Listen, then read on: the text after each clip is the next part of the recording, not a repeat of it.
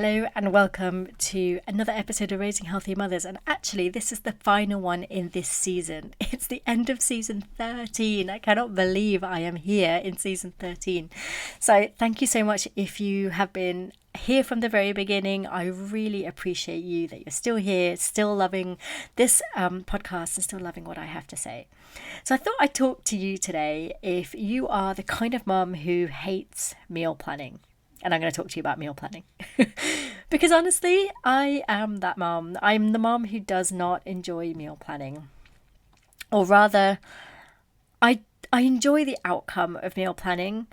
I just feel so worried about how restrictive it's going to be and whether I'm going to feel like it. And also, I feel like it sucks away that creativity. I love cooking and I don't want it to stop being a creative endeavour for me.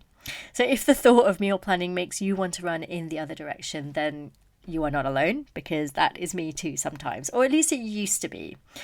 Because for me, I have made meal planning something that works for me. And obviously that's true in everything in motherhood. You can only do it if it works for you.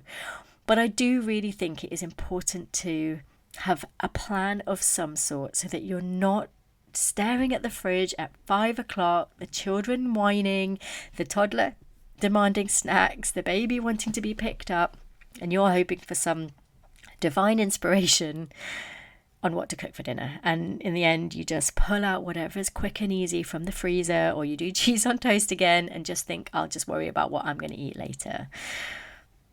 That's the moment that meal planning is supposed to save you from, right? But if you hate meal planning, it's just going to feel like another chore on your already endless to-do list. So I thought I would do a bit of a reframe today. What if meal planning wasn't about strict rules or spending ages writing out a menu or a complicated recipes that you are going to inevitably abandon for being too overwhelming? What if it could just make your life easier without feeling like another piece of admin that you have to do? So that's hopefully what we're going to talk about today. So meal planning has a bit of a PR problem, doesn't it? Because it sounds like something that is supposed to make life a lot easier, but in reality, it can sometimes feel like it's just adding to the mental load of something else that you have to do. And for me, that is definitely true. Like for me, it felt really restrictive. And I just didn't like the idea that if I said, well, on Wednesday, I'm going to eat fish, I would get to Wednesday and be like, I don't feel like fish. And then you cook something completely different, thinking I'll get to the fish another time. Then the fish never gets cooked and you have to chuck it out. Like, what a waste of money, right? And you just think, well, that's the problem. I can never stick to a meal plan. So you don't try it again. It can also sound really time consuming. I think that was definitely something I struggled with as well, because I had this real perfection of, well, if I'm going to meal plan, I'm going to flick through some of my favourite cookbooks, I'm going to pick out some recipes, I'm going to get some inspiration, bookmark all these lovely recipes I see on Instagram, and then I forget, or I think it's too overwhelming. I do not have time to do that every single Sunday. I can't face it, and then wing it again. And the other problem I have with meal planning is that I like being inspired by the food that I'm going to buy. Like I like going to the shops and having a look at the food, or even just when I shop online, seeing what's on offer and use that to guide me. I love using my veg box for inspiration as well. Knowing that I'm going to get a certain vegetable that week means I can think about, well, I'm going to cook something that is based around that vegetable. So for me, doing the whole meal planning before the shopping thing doesn't always work, because I like to feel that I can be inspired by the produce. And of course, then there's the pressure to plan the perfect meals. In fact, I see this often in clients. They feel a bit embarrassed to fill in their food diary because they just feel like they have to show some kind of perfection. But I'm not there to judge my clients. I'm just there to help them. And it's true with your meal plans as well. No one is going to judge you for what you're putting in your meal plan. All it's going to do is make things easier for you. You don't have to make it completely balanced, completely made from scratch, kid-friendly, exciting. It doesn't have to be all these things. It's just about making life a little bit easier so you're not having to make that decision on what to cook dinner every single day. So if any of that resonates with you, this is the episode for you. That was me. I used to overcomplicate it too, but I do think the way I do it now is about being flexible so that I can just do it the way it works for me. So instead of thinking of meal plan as this rigid schedule, think of it as a framework that is going to give you that freedom.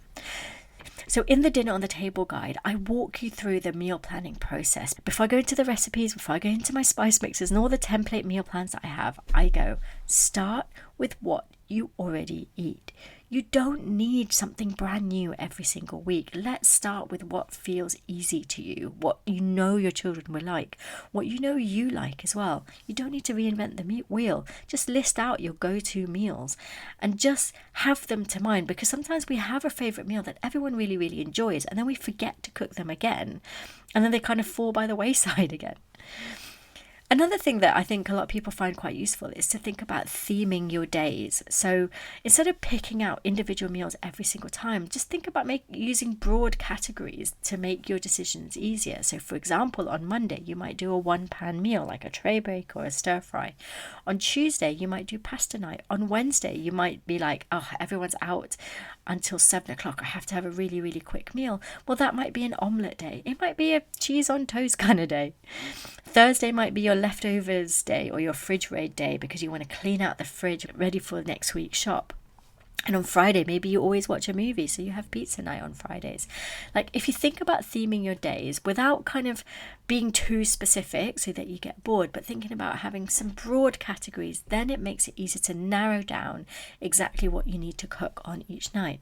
And you do this when you have already had a look at your schedule for the week ahead. So looking to see where everyone in the family is going to be for the week ahead, so that you know that on Tuesday, because everyone's going to be out at swimming until 6 o'clock and you don't have time to get much before it's time for bed, you know that's probably going to be a really simple meal kind of night. And that's fine. Like, when you've planned in those meals, you know that on those days, those are the simple meals. So you're not just repeating it every single night when you think, I don't have any inspiration.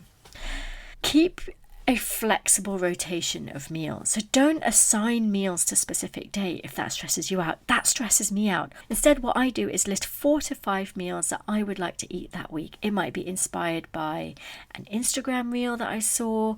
It might be a cuisine craving that I've got for that week. It might be something that I've picked up in a magazine that I just like the look of. So just having a list of meals that I want to try that week just means that I've still got that framework without having to assign it too specifically, too rigidly to a specific day.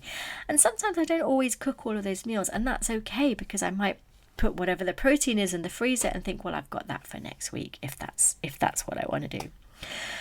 And then don't forget about your panic button meals. Those meals that you can throw together in 10 minutes with minimal effort.